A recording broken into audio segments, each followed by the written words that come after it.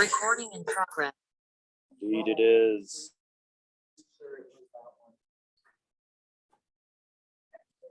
So sliding filament. Sound all right?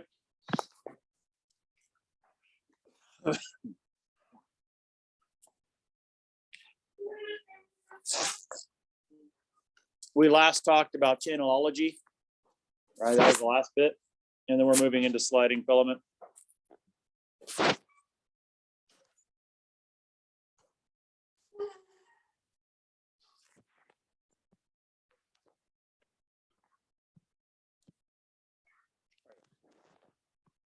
So the sliding filament model is basically what characterizes the way in which the actual sarcomere, it's the mechanism, right? So this is the mechanism for sarcomeric shortening.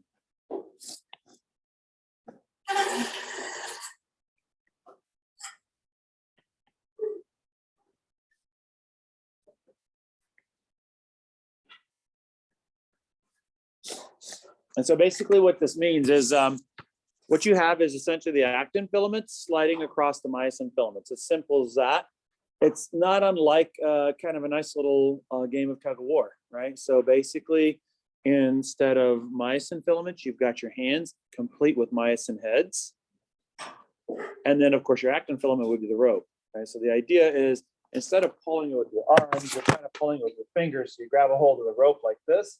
And then basically what you're doing is you're kind of pulling it with your fingers and kind of like, you know, pulling it towards you. That's kind of what's happening with the sliding filament model.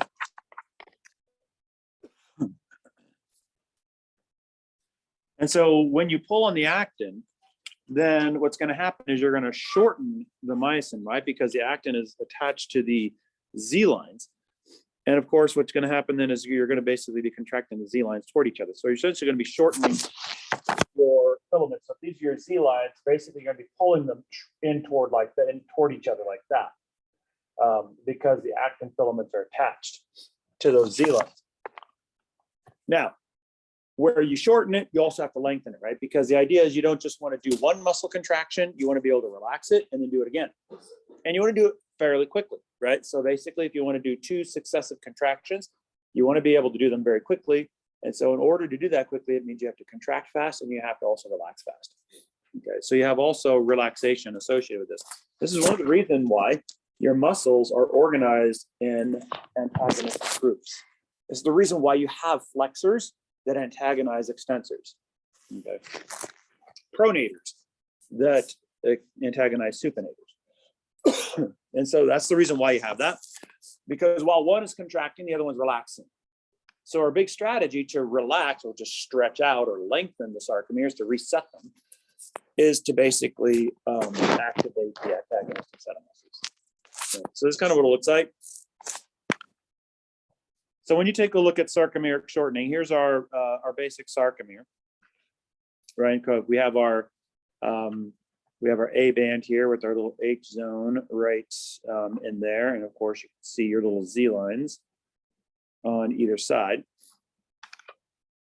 So what happens then is as you shorten the sarcomere, so this is like a relaxed sarcomere right here.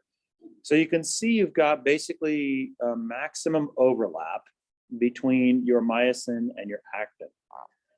So then what happens is once you start to contract, the myosin heads will start to pull on the actin. As it pulls on the actin, it's going to shift the actin this direction. Remember, the heads are pivoting this way. So they're pulling like, as they're pulling like this way. So they're pulling the actin toward the center, which means they're pulling the Z lines in toward each other. So they're pulling that direction. So the slide of the actin filaments are going in that direction. As that happens, what's going to happen is these actin filaments will get closer and closer together. You'll see the disappearance of the H band. So notice you can see a nice developed H band here in the relaxed sarcomere with your M line down the middle. But as these things start to shift in toward each other, then what's going to happen is you're going to start to get actins sort of attaching to each other or touching each other, separated still by the M line, which is still there.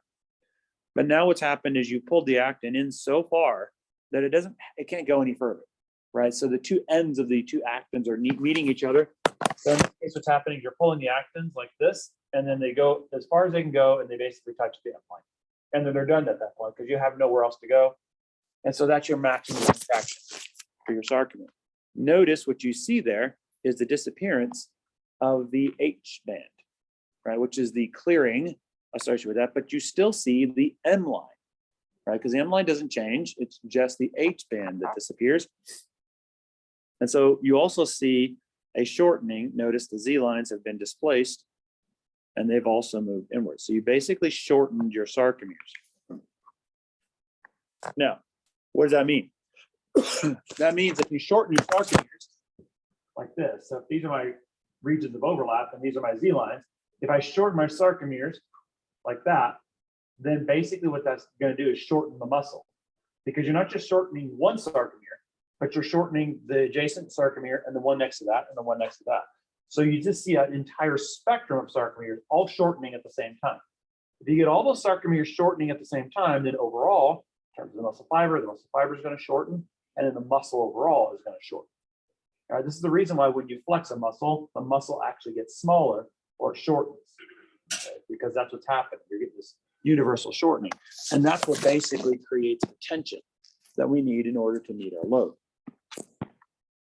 So what does the actual muscle fiber look like? Let's take a look at this a little bit to kind of get into a little bit of the physiology of the muscle fiber. So we have to talk a little bit about membrane potentials, right? Which we introduced with channelology, didn't we? We talked a little bit about the membrane potential existing across the neurons when we're talking about action potential, right? We talked about it within the context of activating voltage gated sodium channels, right? That you basically have this kind of depolarization situation going on when you're opening up all these voltage gated sodium channels. And so when you're taking a look at membrane potentials, remember, this is basically what's happening in the sarcolemma, the muscle fiber. So as that neurotransmitter opens up those ligand gates, that action potential or the voltage changes basically starts to ripple down the sarcolemma. That's what dives down into the T tubules and kind of causes the release of calcium. But what happens if there's not a neural impulse there, right? What happens if your muscle's at rest? Well, you're still going to be carrying a voltage, only in this case you have a resting potential, right? So you have a resting membrane potential that is associated with the separation of sodiums, right? So because you've got the accumulation of sodiums on the outside relative to the inside, it's going to basically mean that you're going to have an outside that is more positive.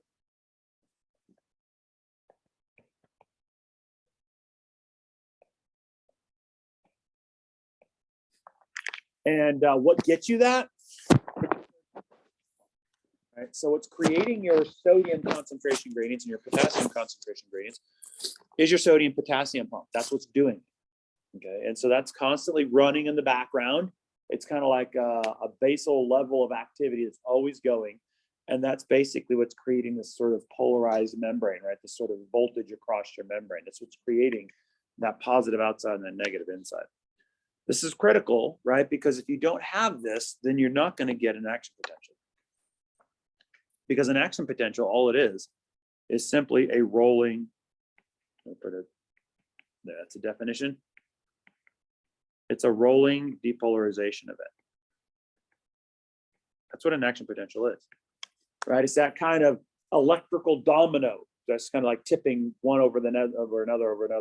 That's basically what I mean by rolling. It's a rolling depolarization. That's all an action potential is. So in order to get that, however, you have to have that electronical situation set up, right? So if you don't have a polarized membrane, then you will never achieve a depolarized membrane. That makes sense? So you have to have it polarized in order to depolarize.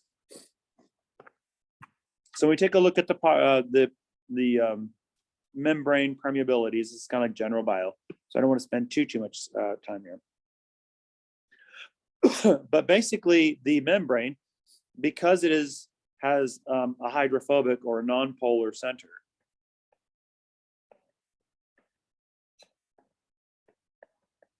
this disallows polar and charged molecules from crossing. So basically what happens is you have an inhibition of charged particles. So generally speaking, a phospholipid bilayer is impermeable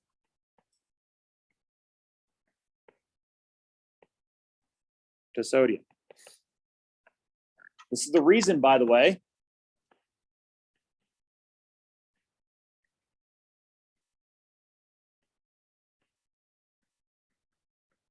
it acts like an insulator. All right, so basically what happens is you get separation of charge across an insulator. Whenever you get separation of charge across an insulator, you're creating essentially what is the physics for static electricity and electric shock. All right, it's the exact same set of physics that happens when you shock yourself scuffling across a carpet. It's the exact same set of physics that happens when you have lightning. It's just this matter of scale, right? So when you're shuffling across the carpet, what's happening is electrons are scuffing off on you and not on the carpet. So you're getting a charge buildup. In this case, the insulator is the air. And so when you reach out to grab a doorknob, when you get close enough, the insulator breaks down, the air breaks down because the disparity is so large that it then arcs. Basically, you get a flow of electrons from one to another in order to balance that disparity of electrons. Okay. Same thing's true for lightning. The reason why you get lightning is because one cloud is rubbing electrons off of another cloud. And so you start to get a charge differential separated by an insulator. In this case, the insulator is air. At some point, that insulator breaks down at what's called the dielectric effect. And then the disparity becomes so large that it breaks the air down and it arcs in order to get that flow of electrons, which then kind of readjusts and re-equilibrates the electrons. And that will be a lightning bolt. Okay. And so the sound that we hear in terms of thunder is basically simply the electrons pushing the air out of the way as it basically kind of arcs to the next cloud. And so that kind of big concussive wave that gets pushed out of the way by the electrons then sort of ripples throughout the sky, and we hear it as thunder. But the same thing's happening in us if we let it, right? Remember who's in charge of this. It's not just you shuffling across the carpet. It's not two clouds rubbing against each other, right? This is you. Your sodium potassium pump is creating this, which means that you also have the ability to sort of regulate it and sort of dampen it down, which is important. Why? Because you want enough disparity to give you a little bit of potential, right? So you want a little bit of electricity there, but not so much that you're going to start arcing and breaking down the membrane and exceeding its capacity to insulate you. You don't want to get too top heavy, because otherwise you're going to statically shock yourself at a physiological level. Imagine how comfortable that would feel, right? Nervous impulses would be painful, right? The exam you guys just took would have been excruciatingly painful because you would have had lots of action potentials firing, and each one of them would have been painful. Right? They probably were painful anyway, right? You guys are like, dude, pain's already there, just go with it, right? So how do you get things across the membrane? Transport proteins, right? So this is basically where we get to this idea of channels. Remember, the reason why we cover channelology is because when you're taking a look at concentration gradients and releasing them, like we saw with channelology, right? You're basically allowing sodium to inrush through these sodium channels. Remember, the concentration gradient had to be built, right? So what you see is a tandem. You see sodium channels that are paired with a pump that builds the sodium concentration gradients. So wherever you see a channel, look for a pump. You see a sodium channel, that basically means there's sodium concentration gradient effect. Sodium's going to be flowing downhill. Look around, there's a sodium potassium pump that's building that concentration gradient. Where you see calcium concentration gradients and calcium channels, like for instance in the sarcoplasmic reticulum, where you're releasing calcium out to the muscle fiber for contraction purposes, right? Look around, you're going to have a calcium pump somewhere nearby that basically resets that concentration gradient. Okay? The two come together. They're two sides of the same coin. And that's what determines your permeability and your control. over the permeability. How permeable you want to be? Well, depends on what you want to do, right? So we talked a little bit about ligand-gated channels. I wanted to put it all in one place. And so I said everything I wanted to say about ligand-gated channels. In this case, what are our ligands? Typically, when we're talking about it, it's going to be most of the time, it's going to be neurotransmitters that we're looking at as our ligand itself. And we also talked about voltage-gated channels, which are basically being open due to voltage changes, right? That's the change in the membrane potential that we've established across the membrane itself, that resting membrane potential. The important thing to understand, whenever you have a ligand-gated sodium channel, remember that that is always specific for sodium. So here's a good deal. Here's a good important. You don't just have sodium channels. You also have potassium channels, right? Can sodium go through a potassium channel? No. That is designed specific for potassium. Can sodium go through a calcium channel? No. That's designed specifically for calcium. So ions are specific to their channels, and channels are specific to the ions. Okay. So if you want to have a bunch of calcium inflowing, then you have to build a channel to allow it through. Okay. Because you can't use another channel to do that with. That's important. Why? Because what that does, it gives you control. And the cell always loves control, right? It gives you control over who gets to come in and who gets to go out, when, how, and why. And it also allows you the ability to be able to change how you let people in or how you let ions in, right? And so it gives you a lot of control that way. So you can basically adapt and change the nature of your response relative to the circumstances that you're seeing. Do you need more calcium? Great, then put more calcium channels in there. Okay, that'll increase your permeability and you'll get more calcium. So you can have a lot of control over that. So here's our resting membrane potential. So in this particular case, what you're going to be doing is taking an oscilloscope, and you're going to be turning your reference electrode into the membrane itself. And then, of course, the next one is on the outside. So one is an internal, the other one's an external. And you're going to actually be measuring essentially the voltage. That's basically what it does. It measures voltage across this divide, across this membrane. And so you can actually measure, in this particular case, you got about a minus 85 millivolts is what this one's coming in at. You can have different resting membrane potentials depending on what kind of a cell you are. Different cells will have different resting membrane potentials. They'll be wired. How do you change your membrane potential? Easy. Just change the activity of your sodium potassium pump, right? It's like either put more sodium out there or less sodium out there. That's going to change your membrane potential. Okay. So it's very simple. It's a very easy thing to do for the cell. So what does this look like? So first of all, what you're going to have is a couple of what we refer to as leak channels, right? So this is different than the gated channel, right? This is separate from the ligand channel. What a leak channel is actually number one. A leak channel is an osmotically controlled channel. It's wide open. So remember in channelology, the first one was the osmotic control.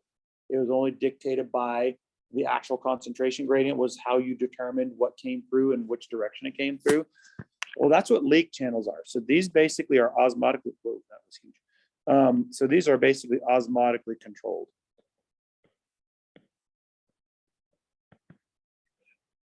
And so what happens is you have a series of sodium leak channels.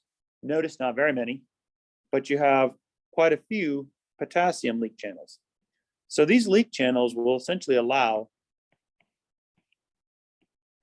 ions to leak through in response to their concentration gradients. So generally speaking, when you go through this kind of depolarization event, you'll notice that when you have a concentration gradient where you have a lot of sodium out here, that's what they're showing you in this particular one, you have a lot of potassium down here, then when you activate your leak channels and the leak channels are activated, what's going to happen is your potassiums are going to go out, right? For the most part, they're going to oscillate out. But then every now and then they're going to come in. It depends on kind of what they're looking at. So they're kind of mostly going out, but they're kind of coming in and out. But the sodiums are largely going to be coming in, right? Now, what happens then in order to maintain this? Well, what you have then, in addition to this, is your sodium potassium pump, which is putting all the sodiums on the outside and the potassiums it's bringing on the inside. So potassium's going on the outside, sodiums are going on the outside, and the potassiums are coming inside, sodiums are going outside. And then what you have is you have these leak channels where the sodiums will just basically cruise back in, and then the potassiums will go back out. And depending on where the influence is, you can either go into or out of, depending on where your concentration gradient is saying to go. Now, here's the problem. Why? How could this possibly make sense, right? The idea here is you want to actually create a gradient, right? Why would you have leak channels? Simple. What? Close, not neutral, but to maintain the system, right? So basically what leak channels do is they prevent overpolarization.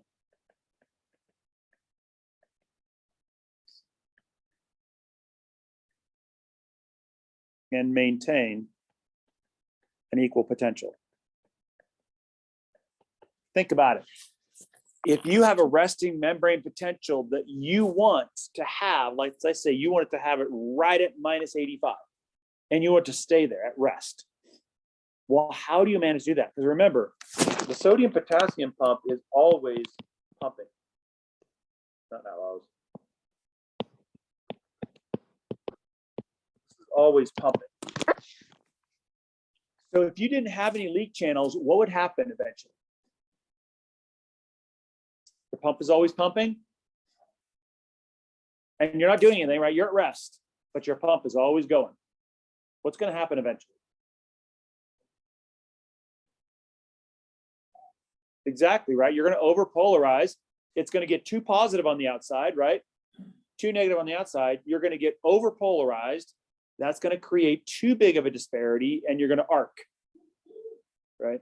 So in order to prevent that overaccumulation of positive charge on the outside, then you have a level of activity of the leak channels to allow some of that to leak back in, so that you're not completely just spinning out of control and overpolarizing. That way you kind of let a little bit of that back in so you can maintain that -85. Does that make sense?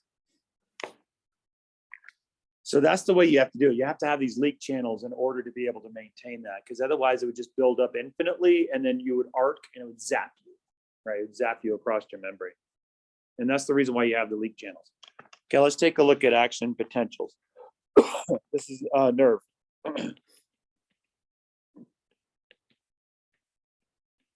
Nervous impulse. First of all, when we take a look at an action potential, we start off with depolarization. Right, we already talked a little bit about this, right? So the inside becomes less negative. Why? Because of the inrush of sodium.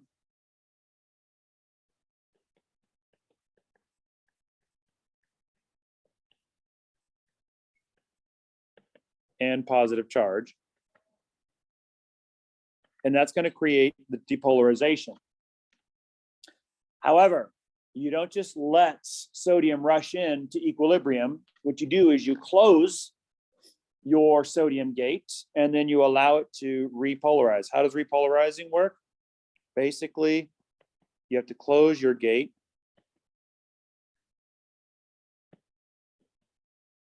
and allow your pump to reset.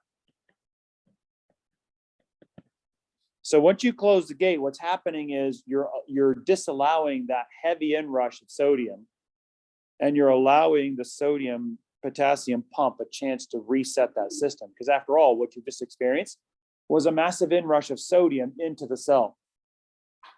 So in order to get that sodium back outside the cell, you have to first of all stop the inrush, that's closing the gate, and then you have to basically pump that sodium back outside, right? That's the pump. Okay, so that's your repolarization. Generally speaking, when you take a look at an action potential, there are graded potentials, but generally speaking, we think of an action potential, an actual true firing of depolarization, repolarization, as an all or nothing principle that is actually tethered to a threshold. So once you exceed the threshold, then it's off to the races.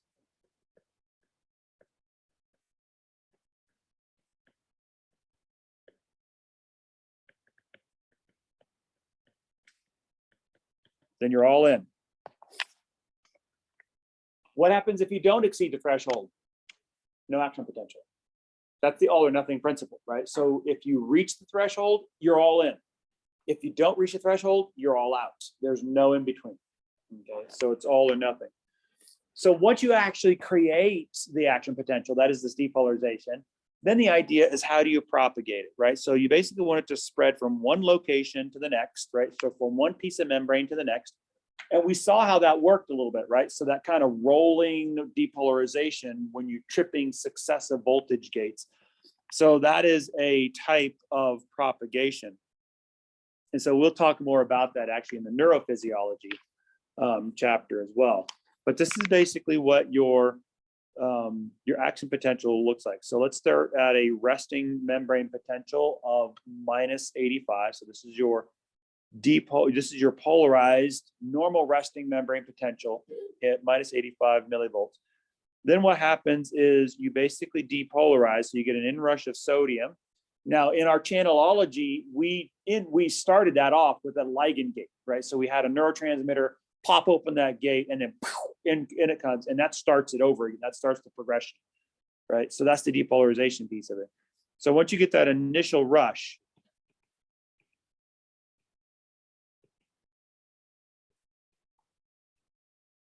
of sodium, then you're off to the races. That's where you get to depolarization. So that's the upslope. So that's your depolarization.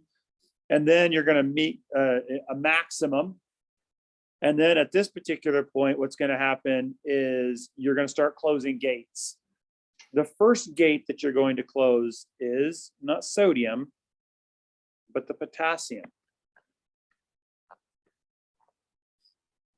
So you'll close these guys. And then you'll start to, once you close those gates, you'll start to move in repolarization. You'll start to move the potassium around. This is the important thing about potassium, because a lot of times students are confused about potassium. Sodium makes sense, right? Because that's the big one we're seeing. So it rushes in, it changes depolarization, and then off it goes, right? Then you pump it back out and you let it rush back in, it changes the depolarization thing, and then off it goes. But a lot of times the one that confuses students the most is what's potassium doing? So potassium is kind of like a counterbalance to the sodium inrush.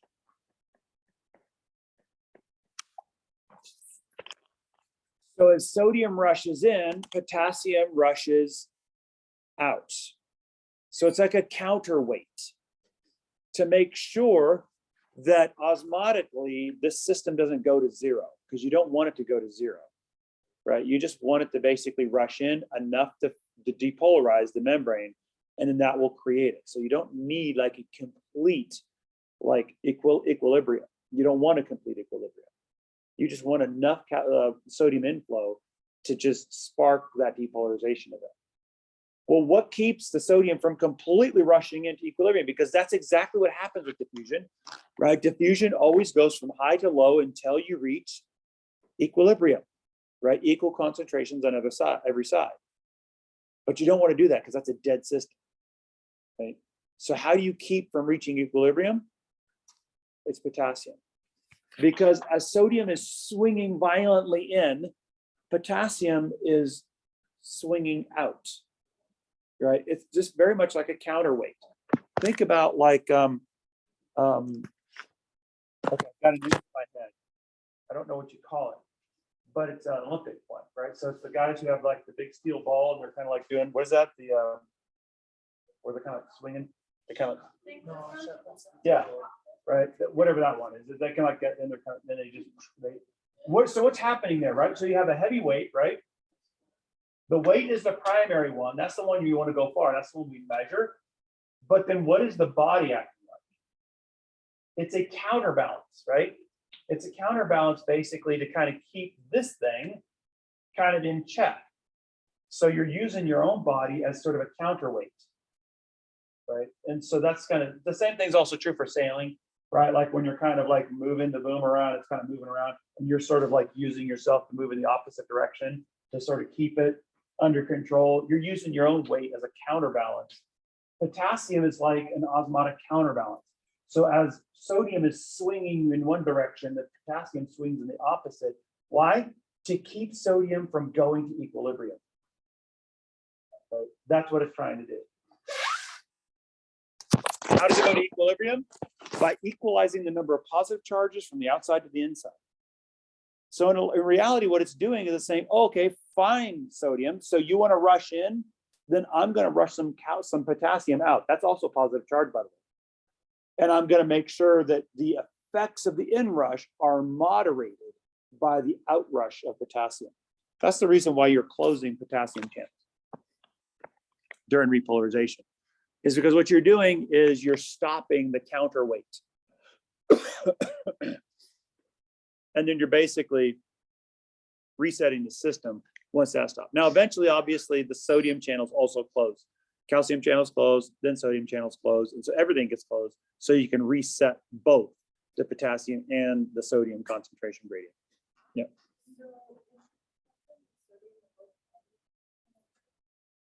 It's relative. It's not absolute negativity. It just is less positive.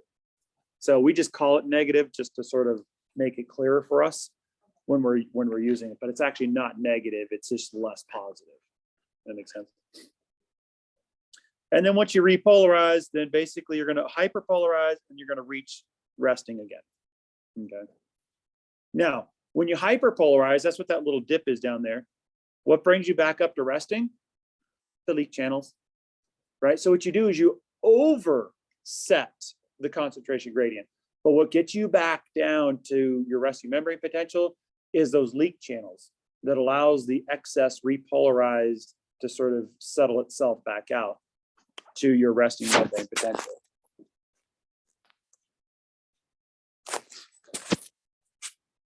So here's kind of an up close to them. So here's your leak channels. So you can see you've got your potassium leak channel, you got your sodium leak channel. And so in this particular case, what you have is your resting membrane potential. And so at first, what's going to happen, so notice what they're doing. They're taking a look at this sort of galloping action potential that's going down the sarcolemma. That's what we're talking about this one. We're trying to figure out how this is all working. So ultimately what's working and what's happening is you can see initially, you've got your sodium channels closed and your potassium channels are open. And so remember, their concentration gradient is the opposite of sodium's. So they're able to leak out, right? And so they're kind of maintaining this kind of resting membrane potential. So this is kind of like the first step. So here you can see you've got this polarized membrane.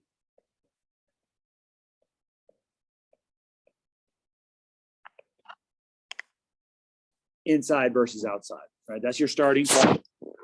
Then once you get into depolarization, right? So in this particular case, you either have a ligand gate, which is opened up by a neurotransmitter, or a voltage gate, which is opened up by the depolarization that's coming into town.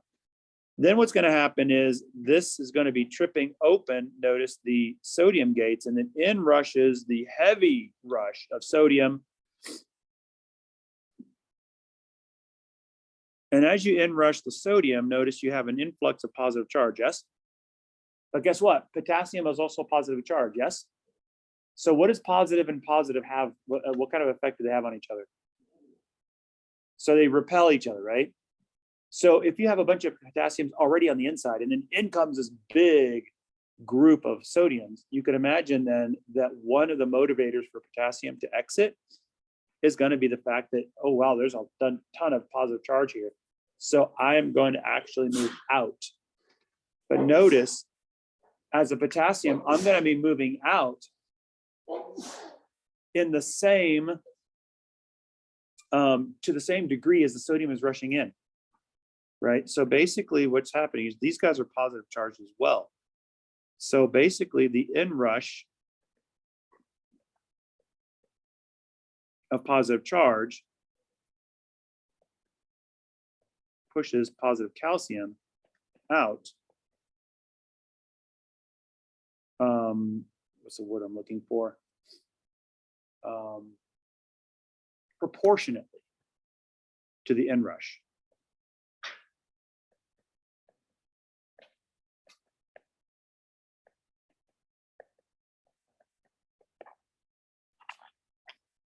So a lot of times students will have the question, it's like, well, how do I know how much potassium to push out, right? How do I know when I'm sort of using my body as a counterweight? How do I know how much of my mass to throw to the side in order to counterweight and balance out the counterbalance, right? So how can I know that there's too much versus too little, right? How do I overcommit? Because if you're like swinging, then basically if you overcommit, then you're going to get out of balance. Your center of gravity is going to change and you're just going to fall on your face, right? So how do you know when enough is enough or when too much, when there's too much, so you can get the right balance to achieve what you want? Well, that is actually wired directly to the inrush of sodium because of this positive charge on positive charge interaction. So when the potassium feels the positive charge of the sodium coming in, it's like, oh, no, thank you, positive, positive, no, no, no, no, I'm leaving, bye, right? But it is in proportion to how much of the positive charge of potassiums are feeling. So if you have a heavy inrush of sodium, that's going to stimulate and motivate a heavy outrush of potassium. The more sodium you have, the more potassium you have, and it's calibrated and tethered to how much sodium is coming in, right? That's how you can regulate how much potassium is leaving, is simply by that interaction. So in this particular case, what's happening now is depolarization.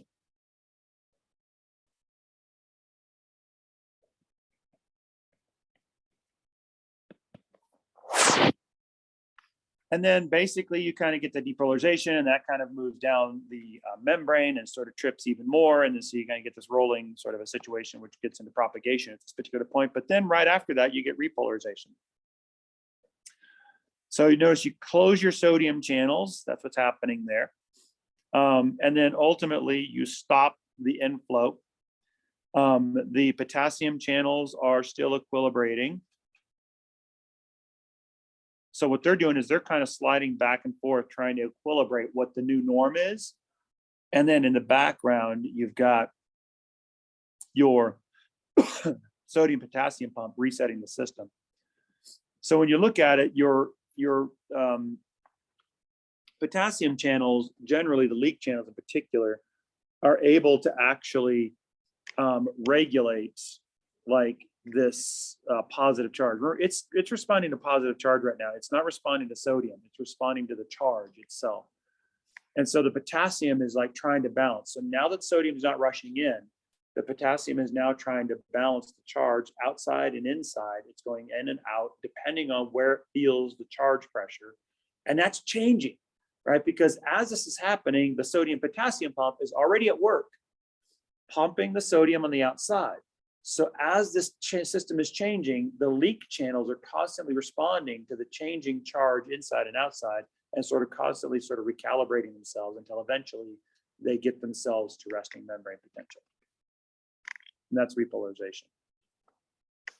So basically, this is what happens, right? So here's your ligand-gated situation, which stimulates and creates that initial opening, right? And then in rushes your sodium, which is going to create the voltage change. And then it's going to gallop down the sarcolemma, tripping these voltage gated sodium channels, one after another after another. Yeah.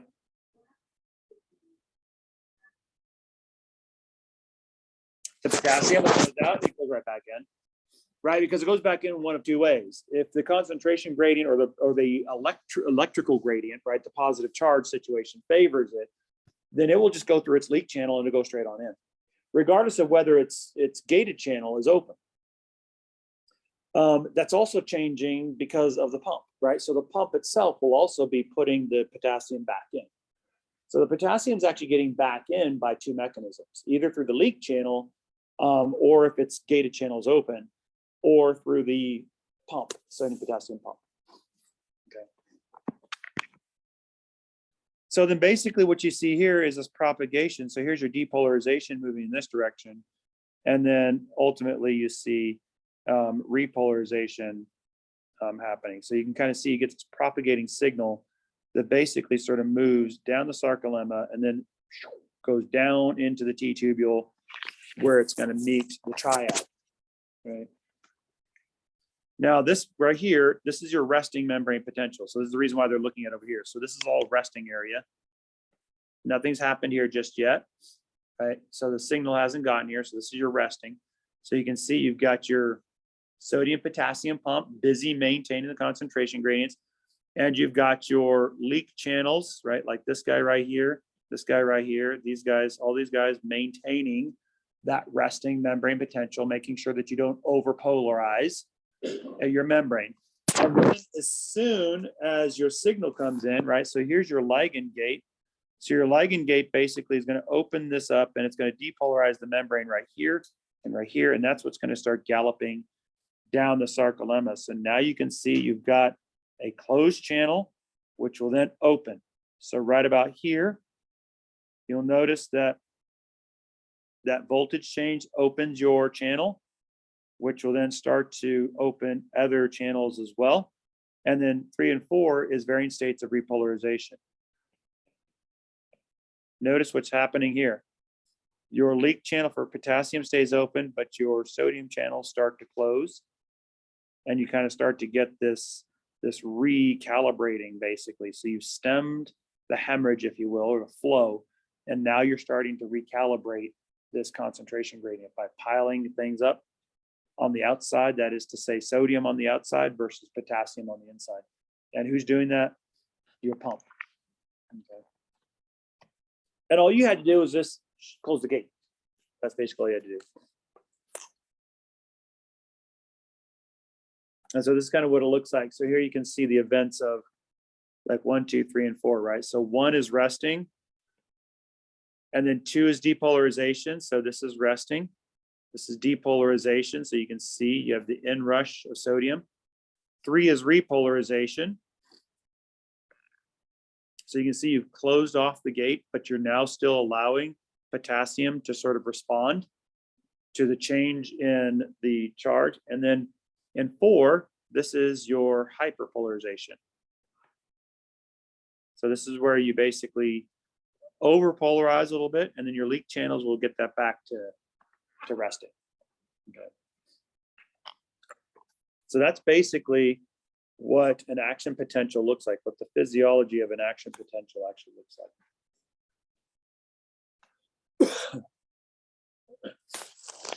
Now, what about propagation? Well, we've already looked at propagation, right? So we've actually saw that with channelology, where basically one segment of membrane will basically tip over or depolarize another segment of membrane. So in this particular case, what's going to happen is in a local area, that's this little strip of area right here. So what's going to happen is the green band is going to be this local area. And so this is going to be a depolarization event. So you can see how it's depolarized because you flip the charge here, right?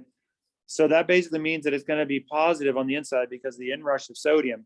Now what happens is this positive is going to start to affect and flip the charge of the adjacent piece of membrane. So now what's happened is this guy was the depolarized, and now it's depolarized the adjacent membrane.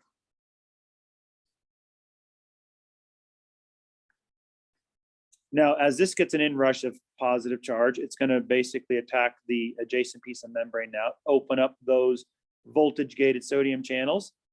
And now what's going to happen is this segment is going to be green. So what you're going to see is this green line basically propagating right on down this particular cell. Similar to like lights in Vegas, right? Where you kind of see the light just kind of like kind of going like that. That's exactly what it looks like. So it's one light bulb, one set of light bulbs at a time. Boom, boom, boom, boom, boom, boom, boom, boom, boom, right? So that's kind of what it looks like. So you essentially have this rolling depolarization. That's essentially what an action potential is.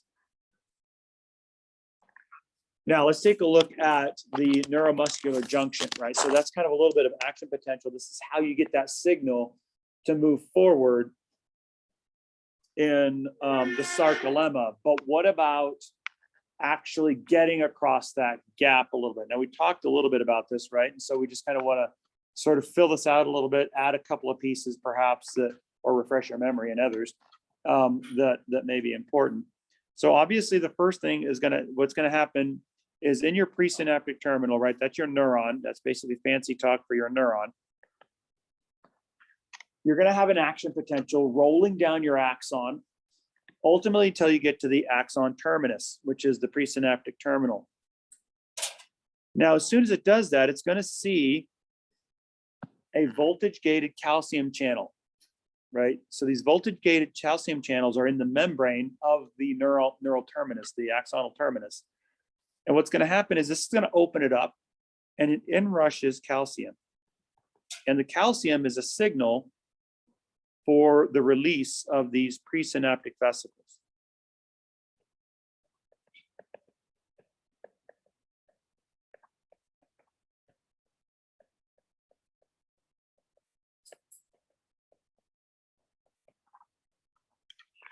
So they will basically trigger the release of the presynaptic vesicles, which will then fuse exocytosis-wise with the actual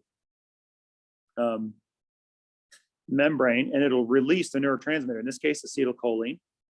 And acetylcholine will then basically go over the synapse, and it'll bind to ligand-gated sodium channels, which will then allow the inrush of sodium. And what's happened is you've started up the propagation, right?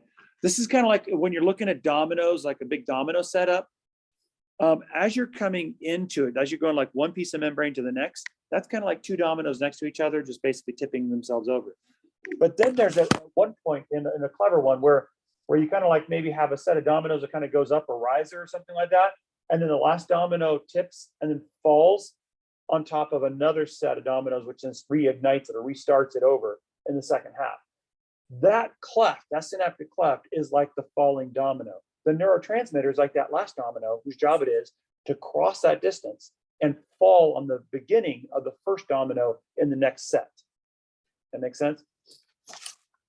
That's what the acetylcholine is doing. And then basically you get your action potential moving through your sarcolemma.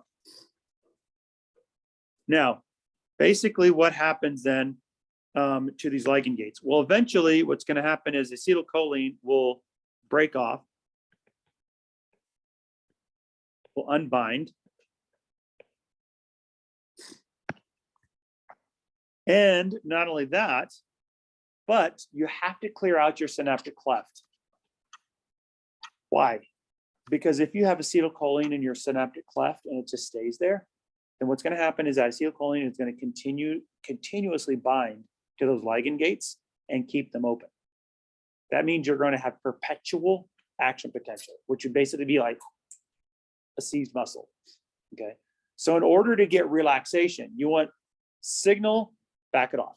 Signal, back it off. Not signal, right? I'm doing the whole force thing, right? It's like, right? Right. So you don't want constant signal. You want to signal, back it off. Well, how do you back it off? If to back it off, you need to clear out the cleft, because otherwise acetylcholine will give you constant signal. So the way you do this is in step 7. We use an enzyme that's actually in the cleft called acetylcholinesterase. Now, what this does is basically we'll take the components of acetylcholine, acetate and choline, and it'll break it in half. So here you can see the choline gets broken apart. The acetic acid basically will leave and get excreted as waste.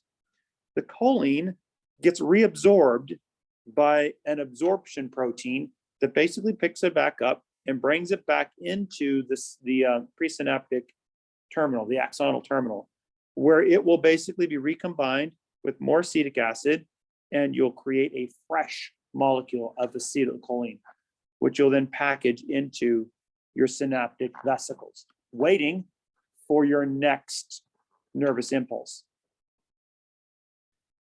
Think about all the steps we just went through. How fast do you think you have to do that? Yeah, literally milliseconds, right? Because you have to be able to send a signal, boom, boom, boom, boom, boom, one right after the other, which means that you have to dump your neurotransmitter in the cleft, initiate the response, unbind it, mop it up, right? In this case, with acetylcholinesterase, there's different mechanisms for different neurotransmitters, right? So mop it up, take it back up, make fresh acetylcholine, package it into a presynaptic vesicle, and get yourself ready for the next one. All that's boom, boom, boom, boom, boom, has to be quick, right? So you can imagine how quickly this stuff is happening.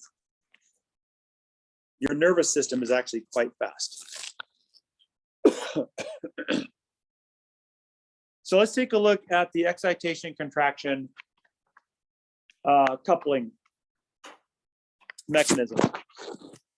So we're still unpacking little modules, right? We're going to basically pull it all together and sort of sew it all together. So the first thing we're going to do is basically refresh our memory on our basic muscle fiber, right? So basically in your muscle fiber, you've got your myofibrils, right? And that kind of what forms a sarcomeric structure that we see from the side on. Of course, you have your sarcoplasmic reticulum with your triad, right? Which is the two terminal cisterna of your sarcoplasmic reticulum surrounding the T-tubule, right? That comes in.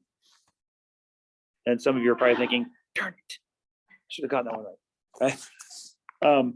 Right, so that's basically what happens. So when you take a look at an action potential, what's actually happening is it's rippling down the sarcolemma, right? And then it's going to hit the T-tubule. But remember, the T-tubule is basically just the sarcolemma. It just invaginates. It's basically diving down. And so what happens is that goes through the membrane of the T-tubule until it hits these calcium channels that are tethered actually to the sarcoplasmic reticulum. These are voltage gated.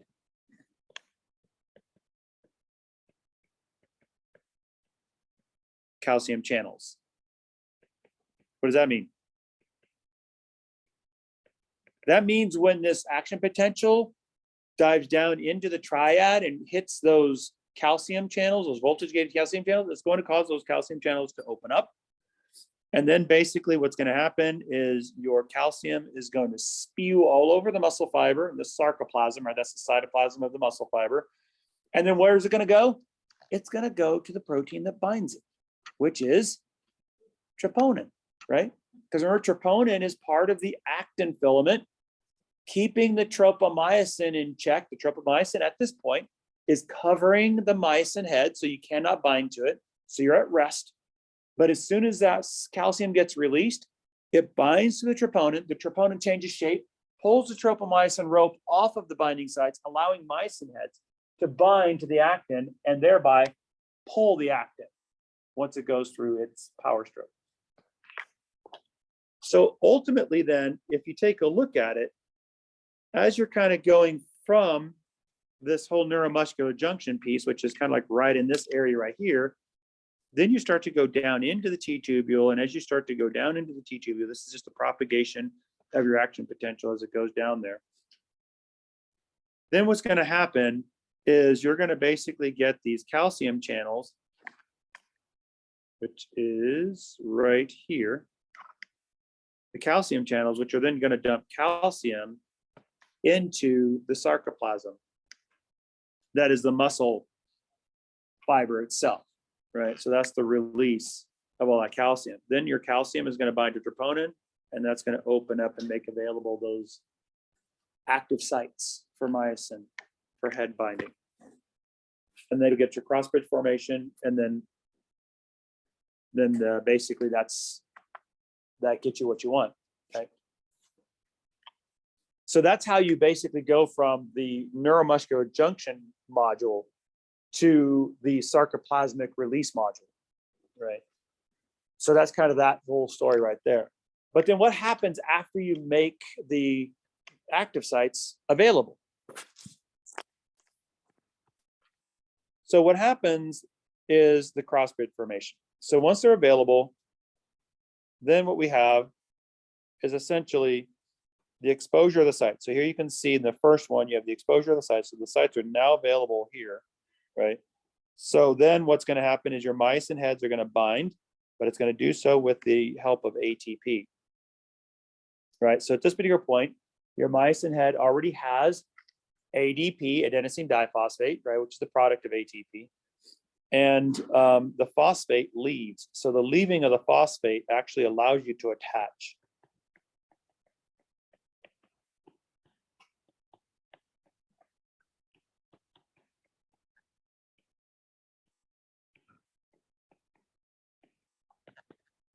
Once you attach, then you go through a power stroke, right? So basically you pull the actin filament.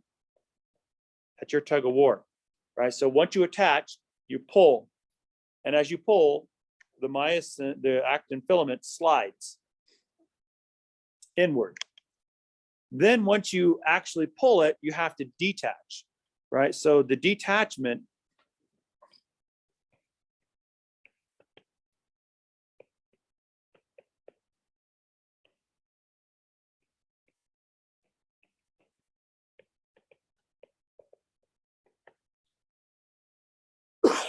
is caused by ATP binding.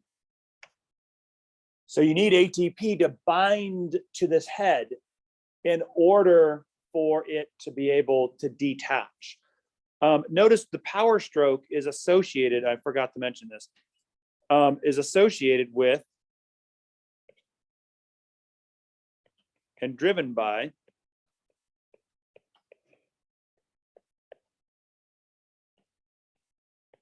ADP loss. So losing the phosphate allows you to attach. Losing the ADP allows you to pull. And then when a new ATP molecule comes in and binds, it allows you to detach. And now what do? You basically reset yourself. So you go through hydrolysis, you break your ATP into ADP and phosphate, but you hang on to it. And then this hydrolysis basically will reset the system. So this is the reset. That's what you're able to do now. Do it all over again. You're able now to reattach, pull, detach, reset, attach, pull, detach, reset, right? So there's a cycle that's going on here. But notice the cycle is basically being driven by changes in ATP, right? Attachment is the loss of phosphate. The pull, power stroke, is the loss of ADP. The detach is the addition of ATP coming in. You attach it. Then you hydrolyze, and then that resets the system where you can do it all over again. That makes sense? So it's kind of like an up close, basically, of what you see here. So here you can see your kind of crosshead attachment, right? So you're basically going to get hydrolysis. So they start off here with detachment here, right? So your ATP binds and it kind of detaches. And so now basically what you have is exposure of the active sites. And then you're going to lose your phosphate, and that's going to allow you to attach, right? So here's your attach. And then you're going to lose your ADP. That's your power stroke. So you're pulling in this direction. And then your ATP coming back is going to allow you to detach, right? So that's your cross bridge release. And then hydrolysis basically resets it. You're able to do it all over again.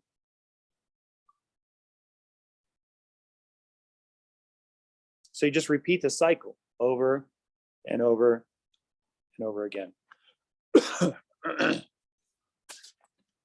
So let's basically take a look at all of this from beginning to end. And this would represent the end of the situation for the exam. Okay, that's a lot. So there is actually a lot of these themes that will be recapitulated on the neurophysiology. So one of the things that I want to do, because there's a lot in here, and this is like the crux of the semester, more so than anatomy. It's critical to know this. So not only will this be on this exam, but parts of it will also be on the next exam as well, because this is a common physiology that undergirds not just muscle physiology, but also neurophysiology. So it will also show up. So, don't despair. All of this, and this is it. This is my one chance. No, you'll have another chance.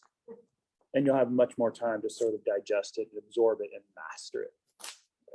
And not only that, but we're going to see a similar set of physiology from a different angle, from a neural physiology angle, as opposed to a muscle physiology. So let's take a look at it from top to bottom, shall we? So the first thing we have basically is action potential that's coming through, that's basically going through a sort of a rolling voltage change that's associated with those voltage gates basically tripping each other, running down the axon. As it gets down to the axon terminus, what's going to happen is that voltage change associated with the action potential is going to trip the voltage gated calcium channels, which are going to allow an inrush of calcium into the presynaptic axonal terminus. This is going to be the signal for the presynaptic vesicles to fuse by exocytosis with the terminus of the axon and release the neurotransmitters that are inside them, in this case, acetylcholine.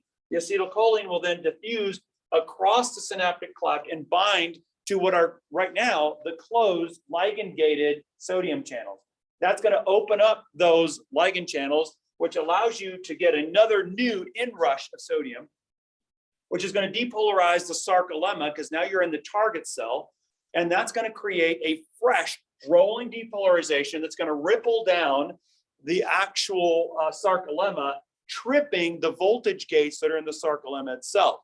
As the sarcolemma rolling voltage changes are going to be dipping down into the T-tubule, it's going to get down into the triad, where it's going to basically interact with these calcium channels that are voltage gated that are associated with the sarcoplasmic reticulum.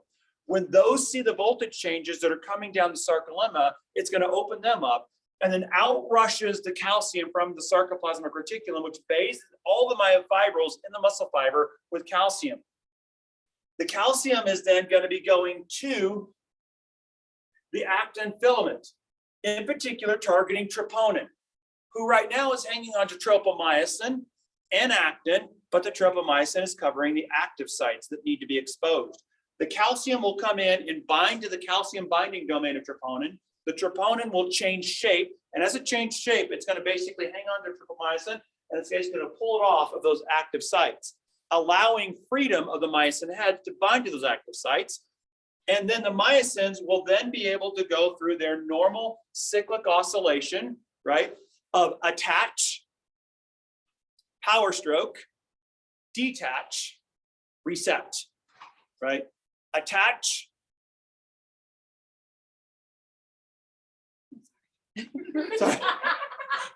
Sorry, it totally just threw me off. I just I was watching her walk through and I'm all like, wait a minute, what am I talking about now? What's today? Right, but basically you go through your same, right? You have to attach, power stroke, detach, and then reset. And you do that over and over, right? Because as myosin, you're not just doing one pull, you're doing multiple pulls. You're doing this. You're doing like this constantly. So you have to attach, power stroke, detach, and then reset. And then attach, power stroke, detach, and then reset. That makes sense? And then once you do that, what's happening is you're sliding those actin filaments in toward each other. The sarcomere is shortening. All those sarcomeres are doing the same thing because you're bathing the entire muscle fiber in calcium. So all those sarcomeres are doing the same thing. And as you shorten all those sarcomeres across the length of the muscle fiber and multiple muscle fibers within the muscle itself, then you shorten the muscle, and that shortening of the muscle creates load tension that you can then use to put against the load, right? Like for instance, picking something up. Okay. So that's basically all the modules put together in one long process, okay? Which is the reason why we do it that way. Because if we'd started off with that, you guys would have been like, no, I'm out, I'm gone, right? So we try to break it down into pieces so that the pieces make sense. And then we try to sew them all together. It's like a quilt, right? It's like academic quilting. So basically we try to, just focus on the little square, right? Understand the little square as best you can. And then we'll just sew all those little squares together into a blanket, right? So we just basically did a bunch of quilting. So if anybody asks you what you did today in A&P, you said, oh, we just did a little bit of quilting. Quilting. I did quilting in A&P. It's like, yes, we did some quilting. It's academic, intellectual quilting, but we did quilting. That's basically what we did. Right, that basic rundown is this. This is your script for what I just basically ran down. Okay. And I always like to tell my MP students, like, if you can get to a place where you feel like you can do that rundown like that, then you're in a really good place. That's a good position to be. Not only that, but doing that rundown is something you want to go for, because notice what we just did in just that one rundown. We basically gathered up like a huge chunk of the chapter and pulled it all together in one very linear stepwise process from beginning to end. Right? So if you can kind of like pull all that together from beginning to end, then you've got a big chunk of the chapter in your arms right there. Okay. Let's call that to cut off, shall we? We'll start muscle relaxation for the next chapter. Also start here for exam.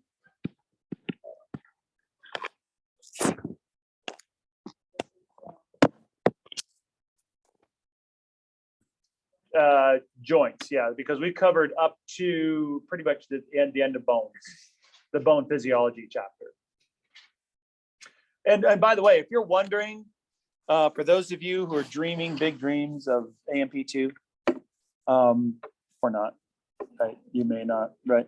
If you want to know what AMP2 is like, I always tell students this chapter and the next chapter is like what AMP2 is like all the time. Because these are the physiology chapters in this half. The rest of them are just kind of like whatever, it's kind of like bone counting, bean counting. It's like, okay, yeah, check, check, check, right? I mean, there's a lot of that kind of modular sort of stuff. But this, like, especially this, like when you're talking about pulling all this stuff together and you're talking about like movement of ions and generating electrical potentials and things like that. I mean, this is deep core physiology. This is what AMP2 is like across all the systems, like all the time, because AMP2 is like physiology, the physiology half of anatomy and physiology. So I always tell students, like, this is what it'll feel like. If you want to know what it's going to be like, this is what it's going to be like. Okay. So anyway, we'll talk about muscle relaxation, and I'll let you guys go since I've largely brutalized you guys pretty consistently all day long. I am consistent. You have to admit, I am very consistent. You know what to expect of me. Typically the worst, but you know what to expect of me. Right. So